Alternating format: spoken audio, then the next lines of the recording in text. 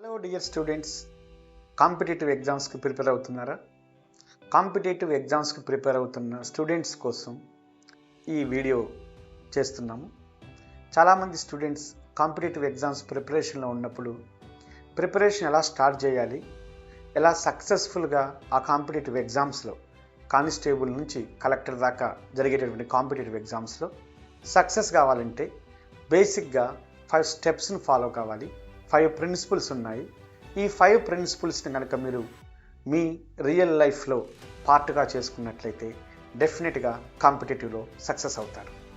చాలామంది స్టూడెంట్స్ ఎక్కడ స్టార్ట్ చేయాలో తెలియక, ఏది స్టార్ట్ చేయాలో తెలియక తమను తాము ఇంట్రోస్పెక్ట్ చేసుకోకుండా ప్రిపరేషన్ కొనసాగించి చివరికి ప్రిపరేషన్ మధ్యలోనే ఎగ్జామ్ ఫేస్ చేయాల్సి ఉంటుంది. అలా కాకుండా పోటీ పరీక్షల కోసం ప్రిపేర్ అవుతున్న విద్యార్థులు అనుసరించాల్సిన ఈ 5 స్టెప్స్ ఒకసారి చూద్దాం. నెంబర్ 1, మీరు ఏ ఎగ్జామ్కి ప్రిపేర్ అవుతున్నారో ఆ సిలబస్ను చాలా క్లారిటీగా చదవండి. ట్వైస్, థ్రైస్, ఇంకా ఎక్కువ సార్లు సిలబస్ను చదవండి. ఫస్ట్, ఒకే సిలబస్ ఒకేసారి ఏకకాలంలో వేరు కాంపిటేటివ్ ఎగ్జామ్స్ ప్రిపేర్ కావటం అంత పెద్దగా ఫలితాలు ఇవ్వదు. Your goal must be clear. You are preparing for degree lecture examinations, prepare for that. Junior lecturers and degree lectures can be combined. Preparation కంబైన్లో చేసుకోవచ్చు. మీరు డిఎస్సి ప్రిపేర్ అవుతున్నారా, గురుకుల ప్రిపేర్ అవుతున్నారా, department police constable or SI exam prepare అవుతున్నారా, group 1 లేదా group 2 లేదా civil service prepare అవుతున్నారా, NET JRF ఎగ్జామ్స్కు ప్రిపేర్ అవుతున్నారా, క్లారిటీగా ఏ ఎగ్జామ్ కోసం అయితే 6 నెలల పాటు మీరు ప్రిపేర్ అనుకుంటున్నారో ఆ సిలబస్ను బాగా చదవండి. సిలబస్లో మీకు తెలిసిన ఏరియాస్, తెలియని ఏరియాస్, కొత్తగా చూస్తున్న ఏరియాస్ను మీరు ఐడెంటిఫై చేయండి. సిలబస్పై ఒక మంచి అవగాహన పెంచుకోండి. అవసరమైతే మీ స్టడీ రూమ్లో సిలబస్ కాపీని ప్రింట్అవుట్స్ తీసుకొని అంటించుకోండి. లేవగానే సిలబస్ను చూడండి. సిలబస్ పట్ల ఒక మంచి అవగాహనని పెంచుకోండి. ఆ సిలబస్కు తగ్గట్టు మీ నోట్స్ ప్రిపరేషన్ చేసుకోవటం, క్లాసెస్ వినటం, లెక్చర్స్ వినటం, మీకు వీలును బట్టి కోచింగ్ లాంటిది తీసుకోగలిగితే తీసుకోవటం, లేదా ఓన్ ప్రిపరేషన్ కొనసాగించడం. సిలబస్ను బట్టి మీరు చూస్తూ ఉండండి. సెకండ్ 1, ప్లాన్ డిజైన్ చేసుకోవటం. ఏ ప్లాన్లో ప్రిపేర్ కావాలి? మనకున్నటువంటి 24 అవర్స్ టైంలో 8 అవర్స్ మనకు నిద్రకు ఇతర కార్యక్రమాలకు వెళ్ళినట్లయితే, లేదా 10 అవర్స్ వెళ్ళుకున్నట్లయితే 14 అవర్స్ ప్రిపరేషన్ని మీరు సిద్ధం చేసుకోగలగాలి. దానికోసం మీరు ప్లాన్ చేసుకోండి.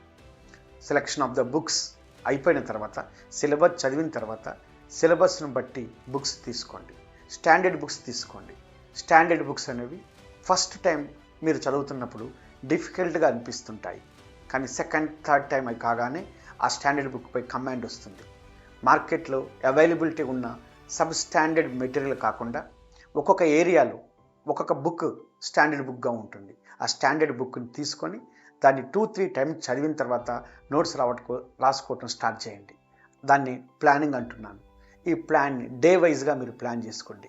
ఒక day, your day should begin with reading, should end with the reading only. అందుకే morning 4 o'clock to 7, 4 to 7, 3 hours quality reading ఉండాలి. అలానే రాత్రి 10:30, 11 వరకు మీరు చదువుతూ ఉండాలి.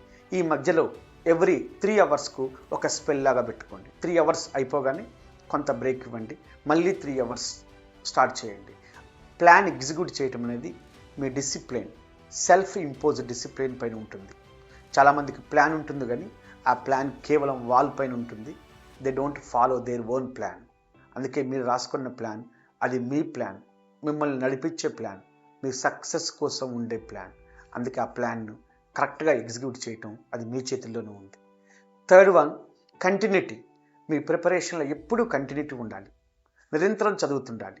1 వీక్ చదవటం, 1 వీక్ ఊరికి వెళ్ళటం, వేరే అవగేషన్స్ పడటం కాకుండా కంటిన్యూటీ ఉండాలి. 6 months time completely I have taken this time for my preparation. ఒక స్ట్రాంగ్ మోటివేషన్ ఉండాలి. ఎక్కడికి వెళ్ళినా నాకు ప్రిపరేషన్ అనేది ఒకటి ఉంది అని అనుకోవాలి. మీరు కంటిన్యూటీ ఉండాలి, నిరంతరం చదవాలి. ఈ చదివే క్రమంలో రెగ్యులర్గా ఊర్లోకి వెళ్ళటం బాగా తగ్గించాలి. అనవసర కార్యక్రమాలలో మీ విలువైన కాలాన్ని వేస్ట్ చేయటం అనేది మీరు మానుకోవాలి. నిరంతరం చదువుతుండాలి. చదువు అనేది ఒక నిరంతరం వ్యాపకంగా ఉండాలి. ఒకవేళ చదవటం వల్ల కాస్త బోర్ అనిపించినప్పుడు మీరు జనరల్ బుక్స్ చదవటం కూడా ఒక హ్యాబిట్గా, ఒక హాబీగా మార్చుకోవాలి. అప్పుడు మాత్రమే చదువు పట్ల మీకు ఒక అమితమైన ఇంట్రెస్ట్ వస్తూ ఉంటుంది. 4th వన్, చదివింది సరిపోదు, బోధన సాధన అంటాం. ఎంత మేరకు చదివామో ఆ చదివిన దాన్ని రీటెస్ట్ చేసుకోవాలి. యూనిట్ వైజ్గా ప్రాక్టీస్ బిట్స్ను ప్రాక్టీస్ చేయాలి. సబ్జెక్ట్లో ఉన్న యూనిట్స్ వైజ్గా, 3 యూనిట్స్ వైజ్గా, లేదు మొత్తం టోటల్ సిలబస్ పైన బిట్స్ ప్రాక్టీస్ చేయాలి. ఒక క్రికెట్ ఆడుతున్నటువంటి క్రికెటర్ డైరెక్ట్గా ప్రాక్టీస్ చేయకుండా మైదానంలోకి పోయినప్పుడు ఎంత కన్ఫ్యూజ్ అవుతాడో, కాంపిటేటివ్ ఎగ్జామ్స్కి ప్రిపేర్ అవుతున్న స్టూడెంట్ కూడా బిట్స్ ప్రాక్టీస్ లేకుండా, మోడల్ టెస్ట్ అనేవి రాయకుండా, తనను తాను సరిచూసుకోకుండా ఓన్లీ రీడింగ్తోని కాంపిటేటివ్ ఎగ్జామ్ హాల్లో అడుగుపెట్టినప్పుడు అంతే కన్ఫ్యూజ్ అవుతాడు. అందుకే యూనిట్స్ వైజ్గా డైలీ బేసిస్లో మీరు చదివిన కాన్సెప్ట్పై క్వశ్చన్స్ ఎలా వస్తున్నాయో చూడండి, ప్రీవియస్ క్వశ్చన్స్ ఎలా వచ్చాయో చూడండి, క్వశ్చన్స్ ఎలా రాబోతాయో ఊహించండి. డెఫినెట్గా మీ ప్రిపరేషనే మీకు అనేక రకాల ప్రశ్నలకు సమాధానాలను మీకు ఇస్తుంది. మర్చిపోవద్దు, testing, retesting, checking. Every day పడుకునే ముందు 1 అవర్ మీరు చదివిన దాన్ని రీక్యాప్చులేషన్ చేసుకోండి, రివ్యూ చేసుకోండి. ఎంత మేరకు చదివేమో చూడండి. వీక్లీ వన్స్ ఆ వారంలో చదివిందంతా ఒక దగ్గర పెట్టుకొని ప్రిపరేషన్ చేసుకున్న తర్వాత దాన్ని మైండ్ అనే మీ బ్యాంకులో సేఫ్గా సేవ్ చేసుకోండి. మీకు అద్భుతమైన పవర్ఫుల్ బ్యాంకు మీ దగ్గర ఉంది, అది మీ మైండ్ కరెక్ట్గా స్టోర్ చేసుకోవాలంటే, సేవ్ చేసుకోవాలంటే, అడిగినప్పుడు ఇన్ఫర్మేషన్ మీకు ఇవ్వాలంటే మీరు అంతే డిసిప్లైన్డ్గా దానికి ఇన్ఫర్మేషన్ ఇవ్వాలి. ఆ ఇన్ఫర్మేషన్ ఎంత సిస్టమేటిక్గా మీరు ఇస్తారో మీరు కావాలనుకున్నప్పుడు మీ మైండ్లో నుంచి అన్ని విషయాలు మీకు వస్తూ ఉంటాయి. అందుకని నాకు గుర్తుండట్లేదు అనే కంప్లైంట్ ఉండదు.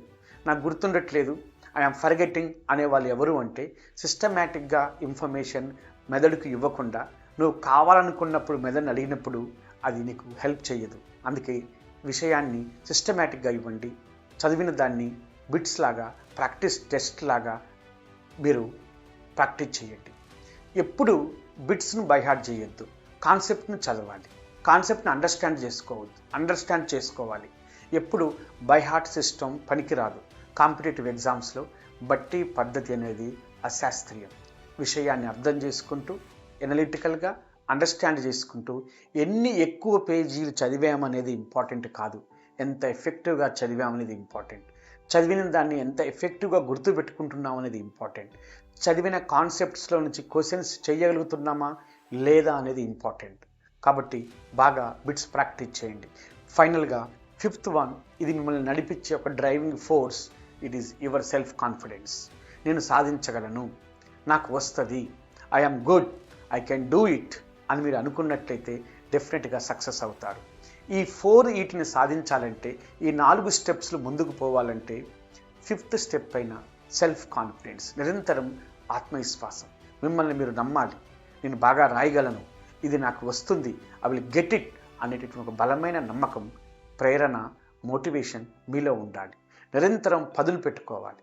ఎట్లా అంటే ప్రతిరోజు నీ ప్రిపరేషన్ ఎంతవరకు వచ్చింది, ఆ రోజు ఎంతవరకు ఉంది అని ఉంది. ఒక 8 అవర్స్ చదివినప్పుడు తెల్లారి నీలో తెలియనటువంటి ఒక ఆనందంతో నీ ఫేస్లో ఒక నాలెడ్జ్, విజ్ఞానం వికసిస్తూ ఉంటుంది.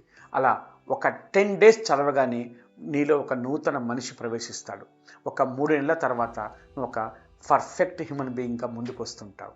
అందుకని ప్రిపరేషన్ చేస్తున్న వాళ్ళు సిస్టమేటిక్గా టైంను ఫాలో కావటం, నిరంతరం తమను తాము పదును పెట్టుకోవటం, అన్నింటికీ మించి self confidence, I am the best అని అనుకుంటూ మనం ఉన్నప్పుడు కాన్ఫిడెన్స్ లెవెల్స్ అన్నీ పెరుగుతూ ఉంటాయి.